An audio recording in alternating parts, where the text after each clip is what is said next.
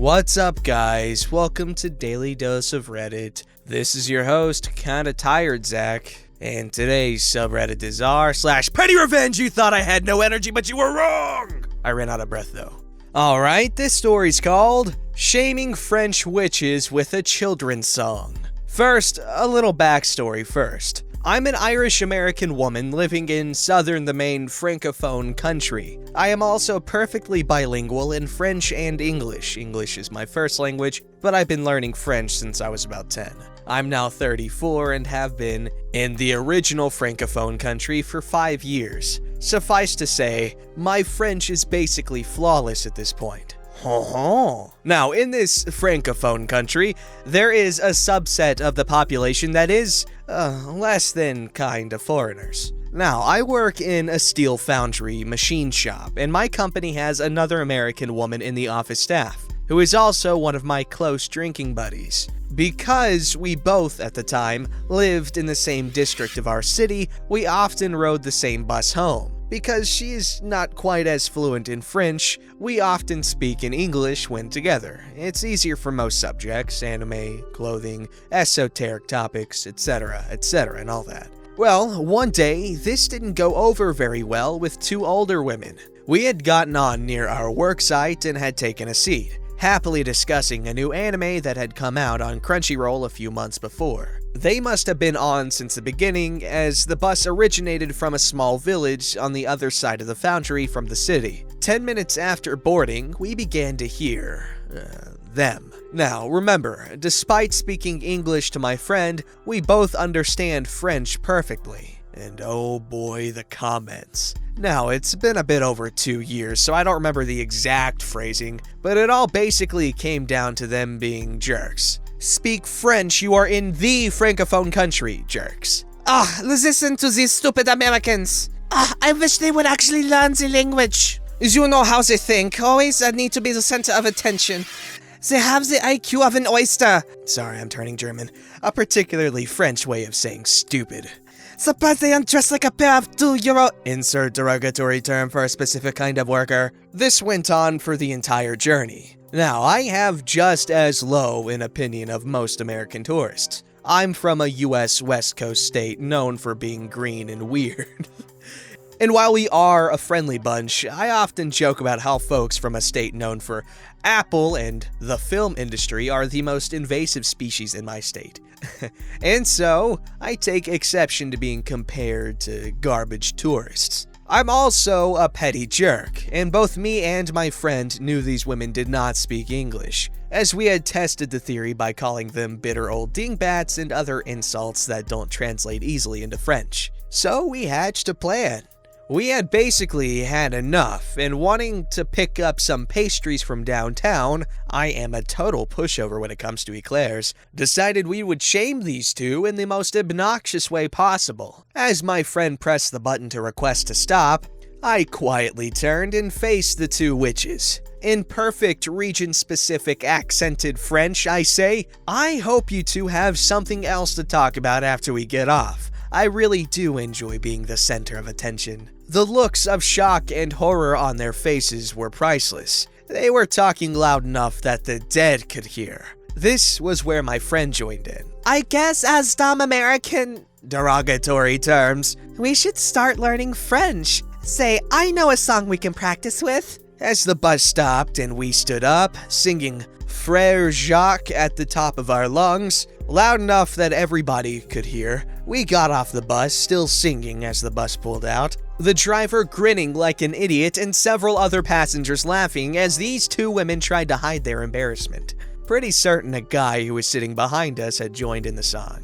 We got eclairs at one of my favorite local places, which was still a ways from our homes, but damn, the walk was worth those pastries. Moral of the story, don't assume that the foreigners speaking a different language don't understand you. Edit, just for the record, the reason I speak a specific version of French is because my tutor comes from Bordeaux, so I have a lot of her colloquialisms. Likewise, what I did was not illegal, just obnoxious. Edit 2. Another for the record, my written French is relatively horrible. Wow. No shame in admitting my translations in the comments will probably look weird. I'm still trying to figure out where colloquial crosses into writing when it comes to the language. Yo, I love stories like that. My cousin, she has a story like that from when she was on the bus. I think I told it on Voicey here, but basically, so she's fluent in English and Urdu, and people were talking crap about her in a seat adjacent to her so she could hear everything that was being said, and then after a few minutes of hearing them talk trash about her, she was like, oh, by the way, I can understand you in like perfect Urdu. I don't remember exactly what she told me what was said on either parts, but it's still really cool that it happened. And I'm curious, has anyone else had an experience like this where someone assumed you didn't know a language and they talked about you in said language that they thought you didn't know, and then you make sure they know that you do know the language that they didn't know you knew? Also, if you have a chance to giddy clears and walk with a buddy and talk about stuff like anime, then do it. It's worth it, man. This story's called Call Me a Baseball Pitcher? Have fun getting home. This happened a few years ago when I was in school. I was friends with this guy, who we'll call Dan. Dan and I were pretty close. We're the people who almost dated but never did. But I went to his house a couple times. He lived even further than me. The journey home was about 1.5 hours for him by bus. Suddenly, he stopped talking to me for no reason, and stopped waiting for me as we used to take the bus home together. I asked him what the issue was. Apparently, a girl he was talking to thought I was pretty clingy, and didn't trust him when hanging around me. We then had a huge fight over this, ending with him calling me a baseball pitcher, amongst other things, especially stuff he knew I was sensitive about. I then obviously hated him, and was going to let it go, until a week or so later. I went to class, and there was his travel card. It had clearly fallen out of his pocket. I simply placed it in between textbooks that were stacked behind me. Dan wouldn't have been able to get home without the card, and I assumed he didn't have his debit card on him because he never does. He then wouldn't be able to replace it for a week at least, which would change the transport cost from free to double his week's pocket money. I overheard him telling someone the next day that his mom was mad that he lost it, and he had to stay around school for over an hour as his mom had to finish work, then collect him. It wasn't a huge inconvenience, but it felt very good that it had made his day a little worse. Edits by talking to, I assumed there was some sort of romantic intentions. However, according to mutuals, nothing happened between them. When he stopped talking to me, this was completely sudden. He talked to me at break, and then I didn't see him at lunch. And I waited for him after school as always, as we would always catch the bus home. I ended up waiting for 15 minutes before I assumed he'd left earlier. However, in the past, he'd always have texted me if he had to leave quickly. This caused me to wait longer for the bus and be home later, which is why I thought this revenge was particularly apt. The travel card would only have a small bit of money on it to be used on transport, and as soon as a new one was ordered, the old one would be invalid and the money would be on the new one. Fellers and fellatresses, if a peep you're trying to talk to gets all weird about your friends, I don't think they're the most mature individual if they can't see that, friendship is one thing and something else is something else. Personally, I'm just kinda naturally flirty because it's a lot of fun, but that is dramatically toned down to the point of non-existence if I'm in a relationship. So both parties gotta be mature and there's gotta be some sort of trust there. Just don't be controlling, man. You're gonna ruin friendships. And that guy, he had to wait for his mom to pick him up after school. That's pretty embarrassing. Alright, this story's called Tell Me to Cover Up in My Own Yard? Be beholden to my thighs every summer. So this is more of an annual revenge thing. About 5 years ago, a greedy councilman put up 3 two-story apartments next door to our house. One of these has a direct view of our pool area, and a grouchy woman and her husband moved into it. Any hoot, as we have done in the 15 summers before they got there, we all went for an afternoon swim. The woman was on her balcony and made a huge dramatic fuss about going back inside and closing her curtains. She then screeched at her husband when he tried to go outside. It's not like we were indecent or anything, just in our swimsuits. We laughed about it and continued having a nice afternoon at the pool while she roasted inside. A few days went by and I decided it was too hot to be inside and went for a dip. I was in the middle of uni and this was the only time I'd leave the house between assignments and tests. Now, I do not have a body that stops traffic. I am a regular plump human whose Dorito-loving habits have begun to show around the lower body area. I take off my sarong and jump into the pool. After a few minutes, I sense someone watching me. Look up and find a man on the balcony smoking and staring right at me. I make a bit of an aggressive, "What?" gesture and he scurries back inside, only to return with a woman in tow. The conversation went something along the lines of, Excuse me, could you not swim when my son is out here smoking? He just lost his job and this is the time he'd normally smoke, and you're out here naked and distracting him. Ew, he's the age of my dad. He can smoke on your front balcony, and I've lived here for, at the time, 15 years, so you can't blame me for being here naked, which I'm not. I'm swimming. I'm just asking you to be considerate, okay? At this point, the grown-ass man-baby was looking smug. If you don't like it, then move. And I continued swimming. They stood there for another 5 minutes before once again going inside and closing the sliding patio doors and curtains. Also, I was not naked or indecent. I wear full swimsuits because I'm a little insecure about my belly. See paragraph about the Doritos. I told my parents, and the next day my mom joined me in the pool to show them, and I quote, "What real traumatizing thighs look like." But that got me thinking though. I could make their summers a living hell if closing all their curtains was how they'd go about seeing us in the pool. So now, every summer, weather permitting, I go out and flash my thighs for a few hours in the afternoon and have them roast up in their apartment. It's been 5 years of this, and I will continue doing this until the day I leave home. Edits, I want to thank everyone who's giving me ideas to be even more petty. My mom and I are getting a good chuckle out of it, and I am now on Amazon looking for the hairy dude swimsuit. Also, you guys have been so wholesome about this, my Dorito thighs give thanks for the acceptance. The audacity of these people, okay? It's one thing if they're like in their front yard, maybe, and that's a big old maybe. But at this point, the apartment people should be checking themselves because they're the ones who are peeping on people in the swimming pool. That's a little weird. They can mind their own business. Also, OP, you continue to flash your gloriously beautiful Dorito thighs, okay? Don't let anyone stop you. I mean, within reason. There's certain places you shouldn't. Alright, this story's called Revenge on a 16-year-old Son Who Spent All His Money on Weed. I wasn't a bad dad. He turned out pretty good. Journeyman electrician, works at a Fortune 500 company. Anyway, when he was 16, a long time ago, he needed $30 for a school trip. I gave it to him several days in advance. The night before the school function, he told me he'd spent it and needed another $30. I finally forced it out of him that he'd bought weed. I don't have a problem with that. If you put all the things I've smoked in a pile, it would be bigger than a house.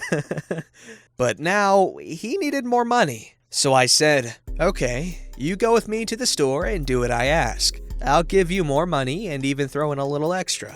He agreed, having pretty much no choice. I grabbed something out of the kitchen on the way out. We went to Target, kind of an upscale joint around here for simple crap, but before we got out of the car, I told him the deal. You have to wear a hat made of this aluminum foil and you can't talk to anybody. If somebody says something or asks you a question, just mumble, "I can't take it again. Not like last time." He agreed. I made the hat, included a little point on the top and 2 flaps that covered his ears. I put kind of a tail at the back. It looked perfect. I walked around the store and he had to stay at least 10 feet away so people wouldn't think we were together. I heard him mumble unintelligent crap a few times as people stared and walked past. He never broke character and walked through nearly every section. electronics, toys, men's and women's clothing, auto, pharmacy, food. It took nearly 45 minutes for me to grab the 3 things we went for.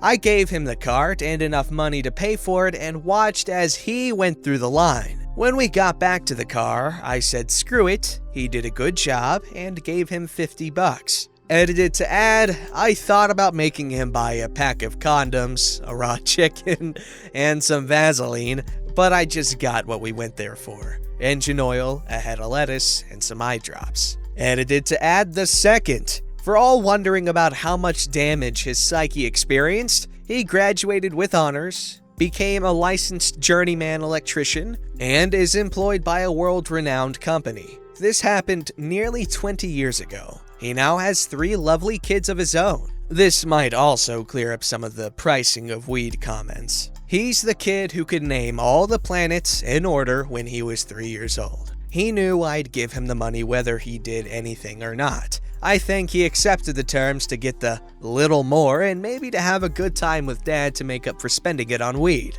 I am quite proud of him. That's an adorable story. That's some decent parenting in my opinion, okay? Because you know what? Yes, his kid did smoke weed. However, it's a good thing that he eventually told his dad, and his dad didn't freak out on him. Now, I'm not saying, yeah, let your kid smoke weed, but, you know, if they do something that it's not necessarily good, but they at least tell you about it, then I feel like you're doing something right. Unless they're telling you because you don't care, but you do care. That's what we're talking about here. Alright, so this story's called Jackass is Sitting in My Pre-Booked Seat? No problem. No problem at all. My country's trains have a slightly infamous issue with people wrongfully taking seats that have been reserved in advance. When you book a seat, you always get to pick your seat when booking online. Your name, or reservation number if you want to stay anonymous, gets displayed over your seat. There were some issues with the reservations not coming up properly, which eventually got resolved. But people got used to the chaos of having to duke it out to get your correct seat. In response, the railway company started introducing customer service agents. In reality, these staff are part ticket inspectors, part security. This story takes place about 1 week after these agents were introduced. So I boarded my train, returning to the city I live in after visiting my family for the weekend. The train was about halfway along its route, and there were a lot of empty seats. This is important. When I arrived at my seat, my name was above it. I found it occupied by a dude about halfway through a 6-pack of beer. I told him that was my seat, and asked if he could move to one of the many unoccupied seats on the carriage. He refused and started cursing me out of it, saying he got there first and I could sit in one of the unoccupied seats, generally being a bit of a bastard, throwing his empty cans out into the aisle. At this point, I could have given one of the customer service guys a heads up and have them persuade the guy to move to one of the empty seats. But honestly, that didn't feel satisfying enough. Cue PettyRevenge. Looking above his head, I could see that the seat next to him was booked from 3 stops down the line. I also knew that 2 stops down the line was when most commuters got on the train. I plonked myself down in the other pre-booked seat directly next to this dude, rather than sitting in one of the unreserved seats. The jackass in my seat settled back down with his cheap beer and started blasting music from his phone. 2 stops down the line, the train fills up completely. Standing room only from then on. The stop after that, the lady who booked the seat I was currently sitting in got on. I explained the situation to her, and together we grabbed one of the customer service dudes. I got my seat, the lady got her seat, and Jackass got to stand outside the pisser for the 2 hours left in the journey. Good one. I was wondering where they were going to go with this, but they waited until there was no more sitting room left. Smart. Don't forget to like, subscribe, and hit that bell to never miss an episode.